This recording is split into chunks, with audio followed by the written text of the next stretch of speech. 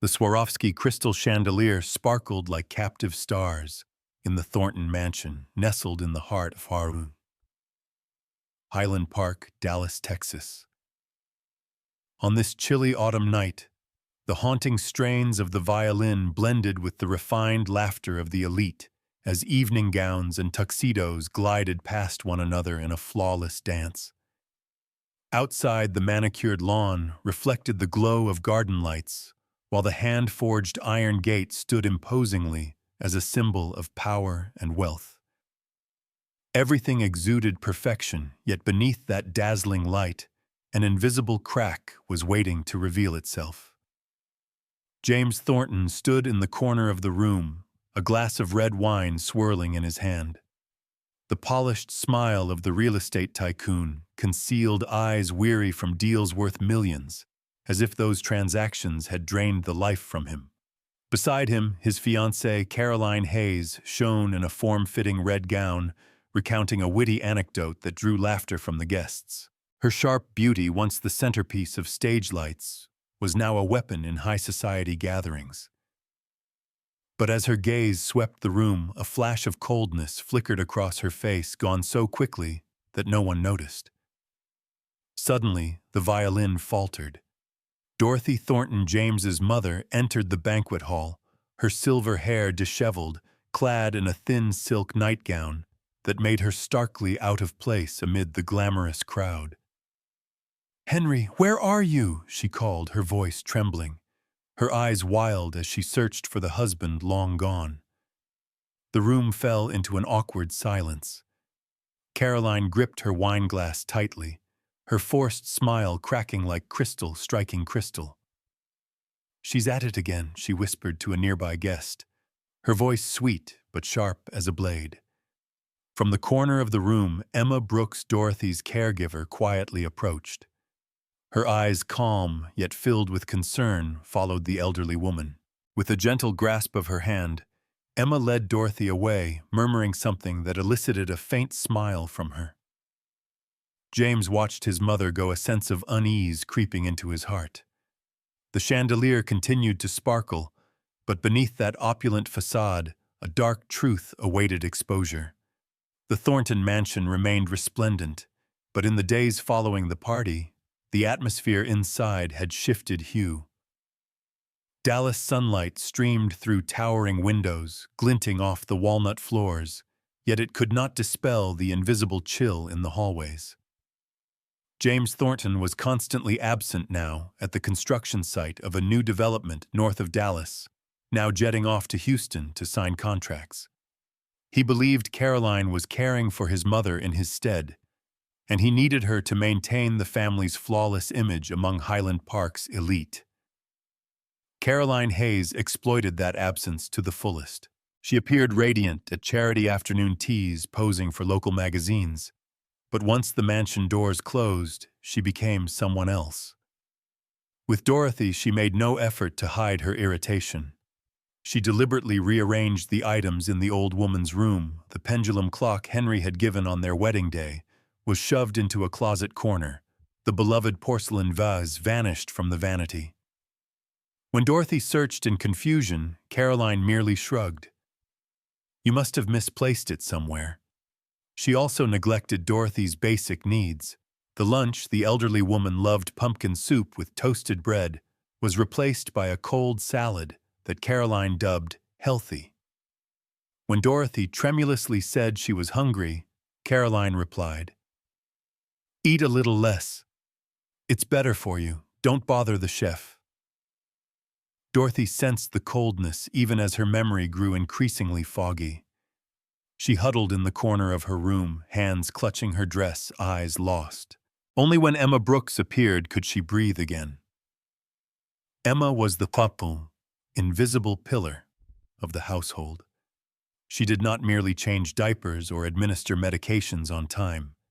She spent hours listening to Dorothy recount old stories about the galas at the Petroleum Club, about the time Henry drove his red Cadillac to pick her up in the rain. Emma sang old country tunes, pored over family photo albums, and gently returned the pendulum clock to its rightful place. To Emma, Dorothy was no doddering old lady, she was the queen of her own narrative. James saw none of this. He only saw Caroline's radiant smile when he returned, heard her tales of the hardships of caring for your mother, and nodded, "You've had it rough." The pivotal event unfolded on a Friday when James was away on business in Houston. Caroline was home alone with Dorothy. The old woman wandered into the living room where Caroline was reviewing the guest list for a charity gala. "Is Henry coming home for dinner?" Dorothy asked, her voice, innocent eyes sparkling with hope. Caroline looked up, her red lips pressing into a thin line.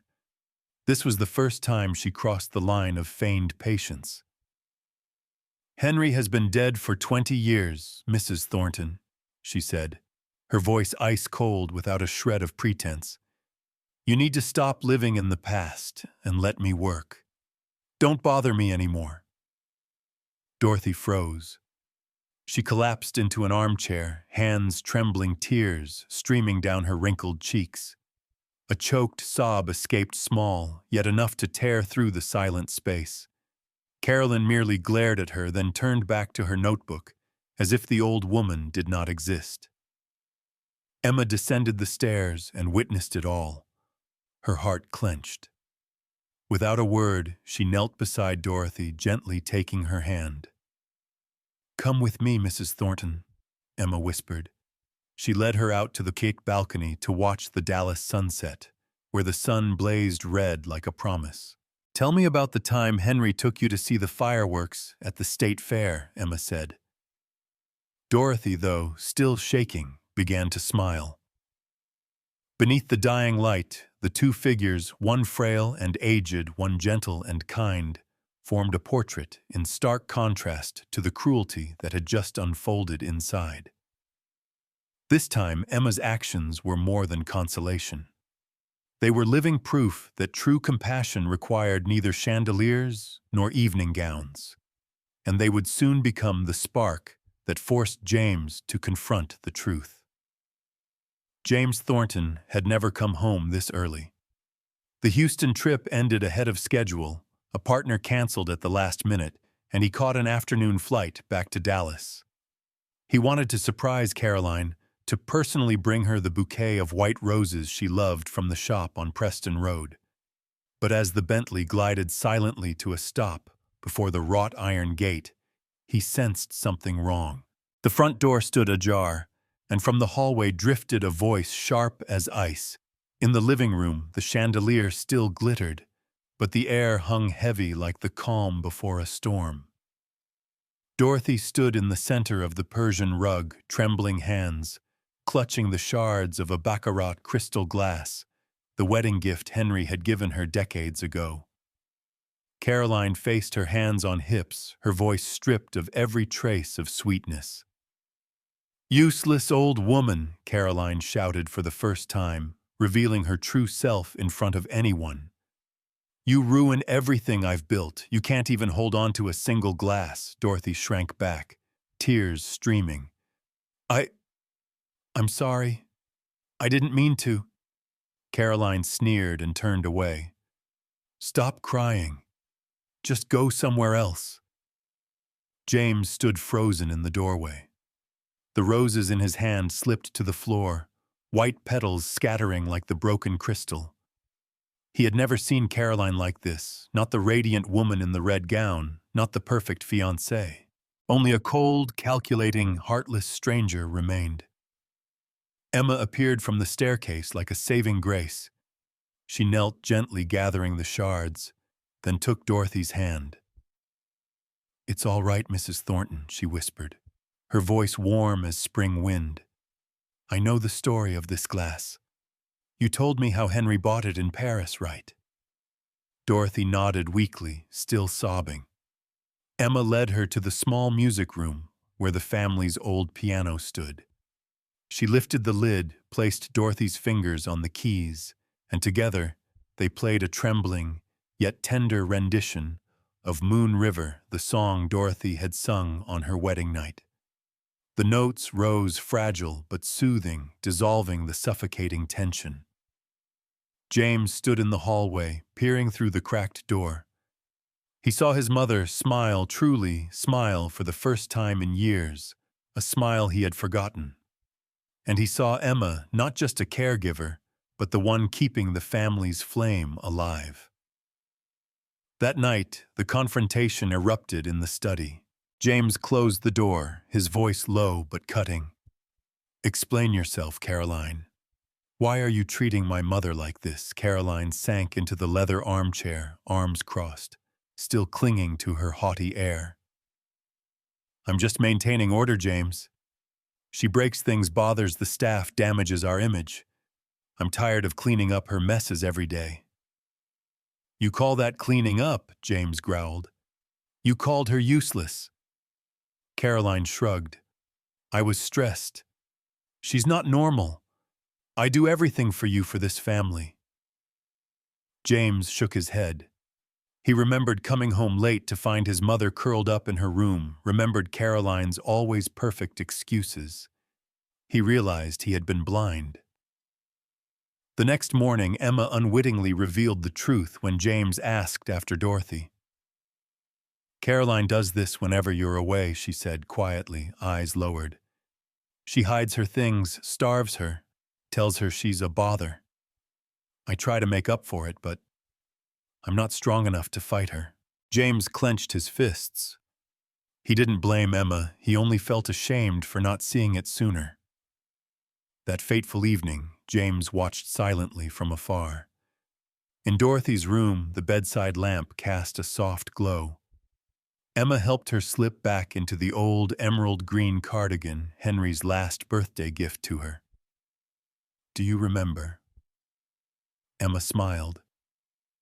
"Henry said you looked like the most beautiful woman in Dallas in this color." Dorothy smiled for the first time in months, radiant as a young bride. Emma opened the photo album, pointing to their wedding picture. "See, Henry's looking at you like you're his whole world." James stood outside the door, tears falling silently. He understood now, true care wasn't found in evening gowns or crystal chandeliers. It lived in the gentle hand that reset the pendulum clock, in the voice singing Moon River, in the dead of night, in the woman who quietly protected his mother when he was not there. The next morning, the Thornton mansion was unusually silent. Caroline had left at dawn, her suitcase scraping across the walnut floor, the click of her high heels echoing like a cold farewell. James did not see her off. He stood at the study window watching the silver Bentley disappear behind the row of oaks. The 3-carat diamond lay lifeless on the desk, no longer sparkling, just a soulless stone.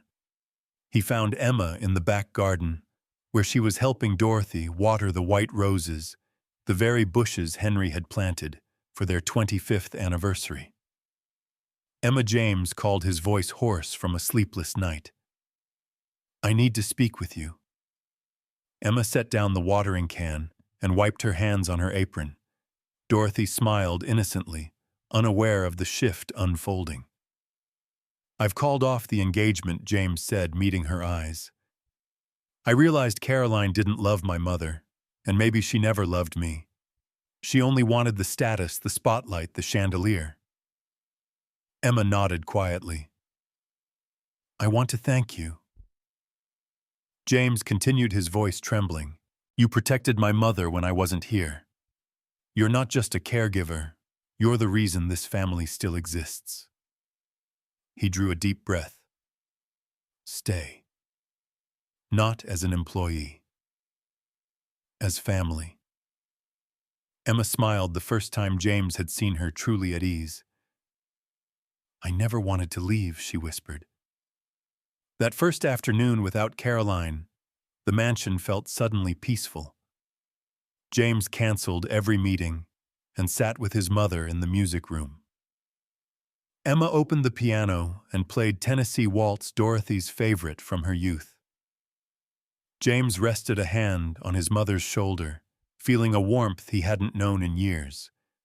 They listened to the music, turned the pages of old albums, and laughed when Dorothy recounted the time Henry dropped the wedding cake on her gown.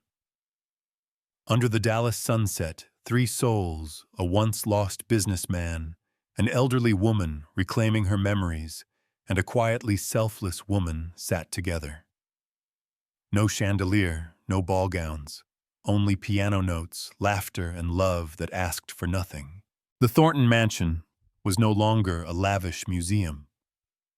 The crystal chandelier still hung, but its light was softer now, warmed by voices and smiles. Caroline had taken her schemes and practiced smiles with her. All that remained were three people who understood what mattered most: time spent together.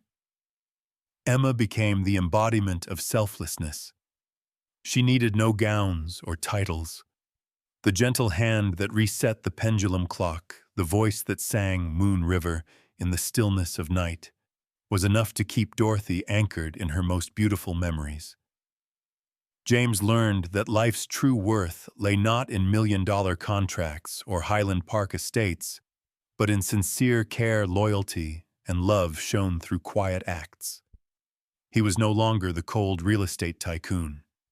He was the son sitting beside his mother, listening to stories of Dallas, when drive-in theaters still dotted the city. Dorothy, though her memories remained fragile, found simple joy. She smiled when Emma retied the ribbon on the emerald cardigan, when James poured her a cup of English tea exactly as Henry used to make it. On the final evening of the story, the three sat in the living room beneath the chandelier, now lit only halfway. Emma played the piano, Dorothy hummed along, and James leaned back in his chair, eyes half closed. Somewhere over the rainbow floated through the air, gentle as a lullaby. Happiness needs no spotlight. It asks only for an old song, a clasped hand, and a heart that honors the ones who give quietly. Dear friend, look around you. Who is the Emma in your life? Hold them close before the chandelier goes dark.